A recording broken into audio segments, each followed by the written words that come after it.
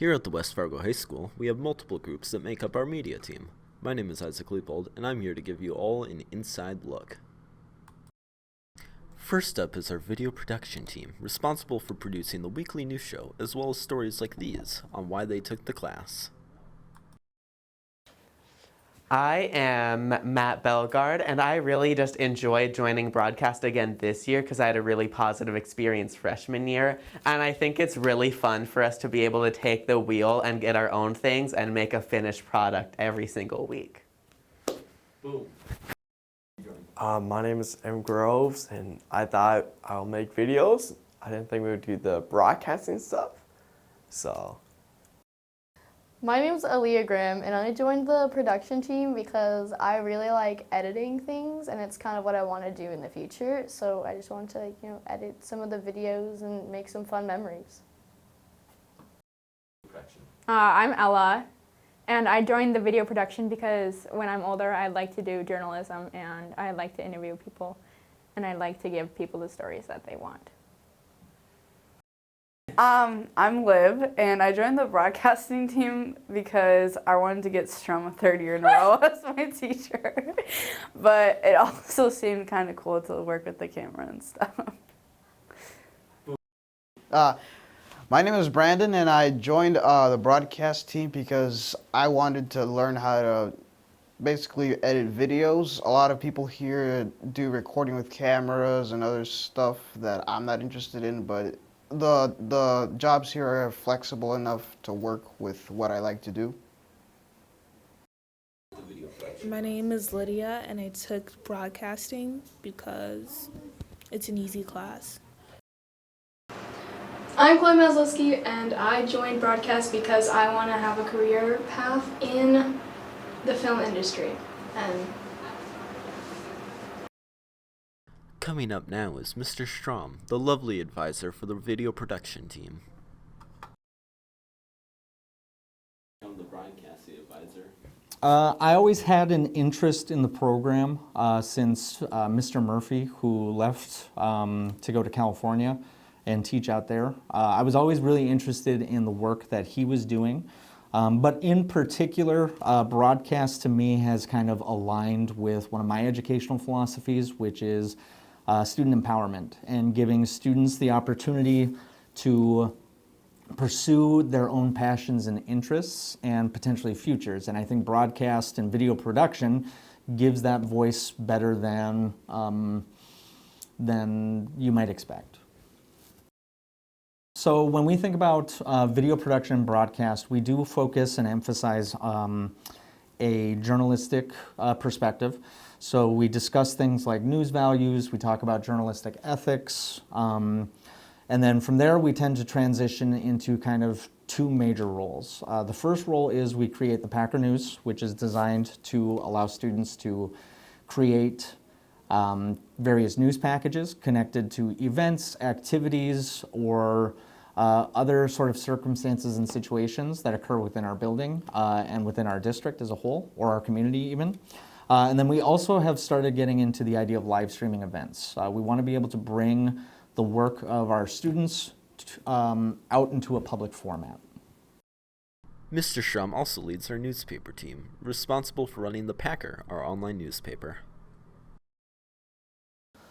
Okay, so our school newspaper is an independent, well, I shouldn't say independent. We're obviously connected to the school, but through the John Wall New Voices Act, we have sort of editorial discretion. But our goal as a newspaper is to cover events, ideas, and give students voice about kind of the things that matter to them in our community and outside of our community.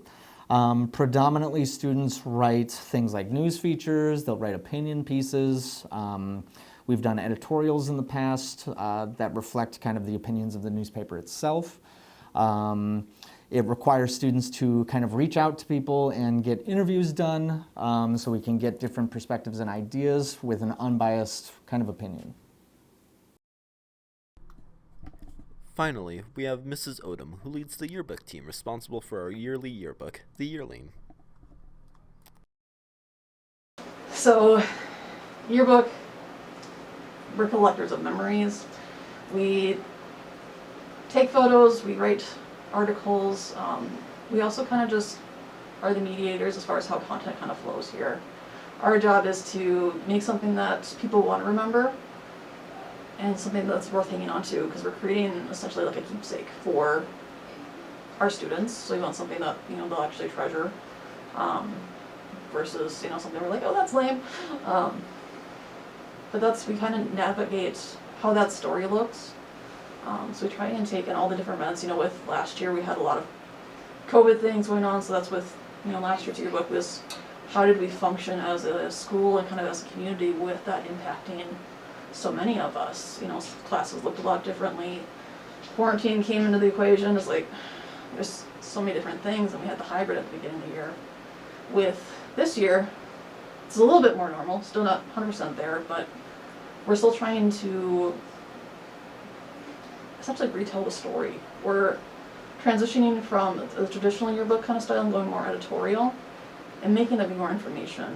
You know, I have a couple kids working on like mental health pieces too, so even if it's something you don't like to talk to about counselors, if you get a yearbook, you can read that article, get that story, and then maybe have that conversation. You can open some of those doors. Especially with clubs when you don't even know what it is. You know, some of them are just abbreviations and you're not sure what that even looks like. So being able to allow advisors and members of those groups to provide content and really kind of rally around what they do and, you know, why our school is so much more than just sports. You know, we have a ton of band kids, so celebrating kind of what they do. We have great theater productions, you know, throwing that information in there too, and really just making a culmination of what all this year is and what all the people, you know, involved are doing. So here we're just kind of the collectors and then the condensers into pages and, you know, a final printed product. So it's a lot of things, it's a lot of hats that they get to wear in their class, because you're a photographer at a sporting event or an activity, you're writing content as like another option, you're designing pages, creating communication with peers or advisors, and just kind of mitigating like all these different things. So it gives you guys a lot of transferable skills, so when you go out into the workforce or an industry, you are a lot more prepared for problem solving, different things that are coming your way. How do I, you know, you can figure out those answers because you've kind of gone through that gauntlet before and kind of dealt with those problems, but are able to work through them as a collaborative team. Thank you all for listening in. If any of these classes interest you, I strongly encourage that you sign up for them next year. This is Packer correspondent Isaac Leopold, signing off.